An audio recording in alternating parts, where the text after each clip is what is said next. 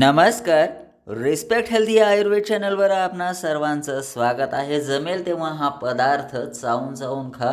वर्षभर जुना असलेला कोरडा खोकला हा क्षणामध्ये कमी व्हायला मदत मिळणार आहे. वातावरण बदललं तर सर्दी खोकला होतोच, पण जर खोकला बरेच दिवस राहिला तर मात्र खूप त्रास होतो.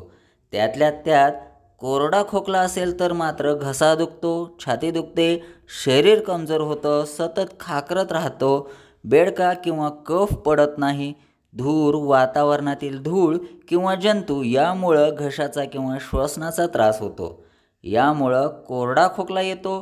टॉन्सिलवर सूज असल्यावर सुद्धा कोरडा खोकला येतो. अशा वेळी फक्त चमचाभर हा पदार्थ चावून चावून खा. कोरडा खोकला हा क्षणामध्ये थांबून जाईल. अतिशय साधा असलेला हा उपाय आहे. सहजपणे आपण करू शकतो. कुठल्याही दुसऱ्या औषधाची गरजसुद्धा आपल्याला जाणवणार नाही असा हा उपाय आहे. तत्पूर्वी चॅनलवर नवीन असाल तर आत्ता लगेच सबस्क्राईब करायला विसरू नका. सर्वात पहिला पदार्थ लागणार आहे ज्येष्ठ मध. कोणत्याही दुकानामध्ये तुम्हाला ज्येष्ठ मध काढी किंवा ज्येष्ठ मधाची पावडरही मिळेल. प्रत्येकाच्या घरामध्ये ज्येष्ठ मध पावडर असायलाच पाहिजे. इतके आरोग्यदायी फायदे गुणधर्म हे यामध्ये असतात. आवाज बसला असेल, घसा दुखत असेल, सतत खोकल्याची ढास लागत असेल, कोरडा खोकला असेल तर याचा वापर करावा. घसा साफ राहतो, खोकला हा पटकन बरा होतो. त्यानंतर लागणार आहे ओवा. ओवा सर्दी खोकल्यासाठी खूप गुणकारी असतो. यामध्ये अँटीबॅक्टेरियल गुण असतात. घशाचं इन्फेक्शन कमी करण्यासाठी हा घरातील ओवा खूप फायदेशीर ठरत असतो. त्यानंतर लागणार आहे लवंग.